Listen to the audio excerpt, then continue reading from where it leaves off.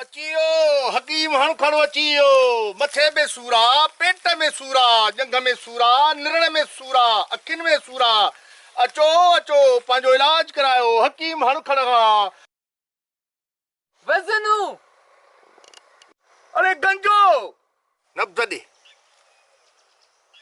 अबा परेशान न थी नब्ज़ मूंसां पाण ॻाल्हाईंदी आहे चाड़ी ॾेखार अचे हे वठ हे वञी खाइजांइ अल्लाह ख़ैर करे पोइ वरी मूंखे ॿुधाइजांइ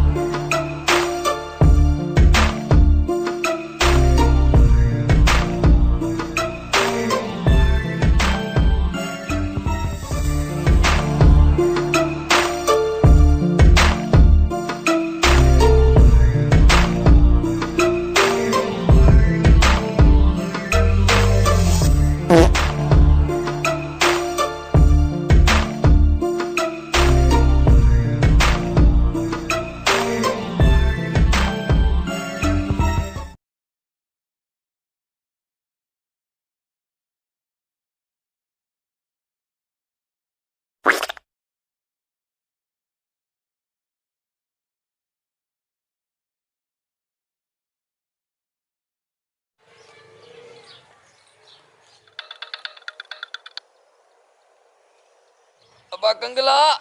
इस पंहिंजे यार वज़नू जा कम छा थियो आहे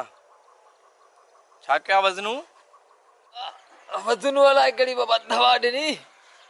जो न दवा दा निसाराई वही वलिया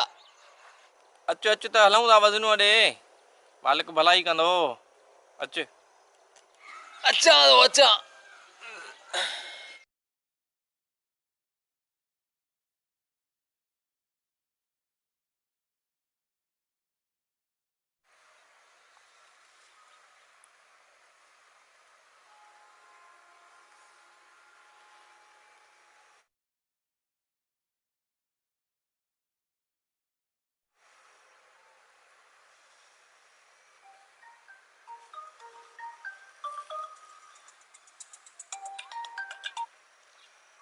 हा बा कंगला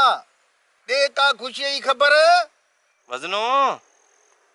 मुर्गो फाथो आहे तयारु थी वे अचूं ई था हा मां वेठो आहियां इंतज़ार थो कयां तव्हांजो अबा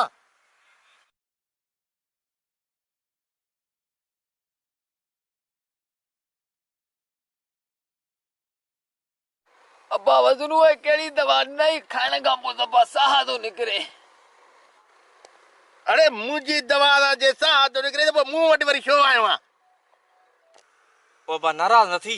हे सम्झे थो त हे तुंहिंजी दवा सां वठिजी वियो आहे तुंहिंजी दवा पीअण करे हिन जो हे हाल थियो आहे हे ईअं थो सम्झे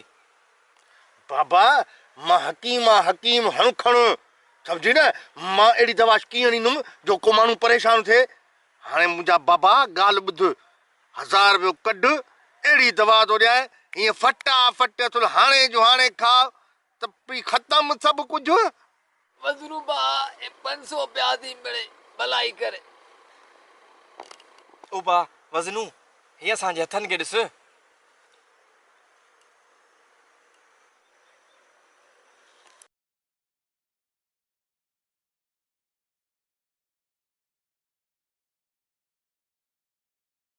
हाय हाय उथो कंगला त हलूं हाणे फरहत थी वई गंजा तूं हल भले मां वज़नू दवा वठंदुमि ठीकु आहे मां हलां थो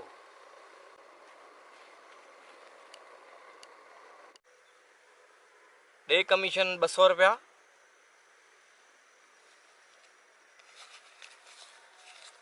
1000 ते ने 200 रुपया हिन ॾिना मूंखे 500 रुपया तंहिंजे करे हाणे तुंहिंजो थींदो 100 रुपयो